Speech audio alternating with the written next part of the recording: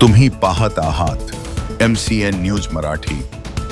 यवतमाळ जिल्ह्यातील जोडमोहा येथे 14 मेच्या रात्री 11:30च्या सुमारास 3 कंटेनर भरून गोवंशी जनावरांची नागपूर कळंबवरून तस्करी होत असल्याची माहिती अक्षय सहारे, नितीन राऊत यांना भ्रमणध्वनीद्वारे मिळाली होती। दरम्यान या घटनेचा शोध घेण्यासाठी बजरंग दलाचे कार्यकर्ते अक्षय सहारे, पवन जाधव, जयंत बंधाटे, यश लिलारे, निलेश लिलारे, आकाश चव्हाण, आकाश राऊत, भूषण जाधव यांनी अत्यंत शिताफीने पाठलाग करून गोवंशी तस्करांच्या ताब्यातून 25 जनावरांची सुखरूप सुटका केली आहे।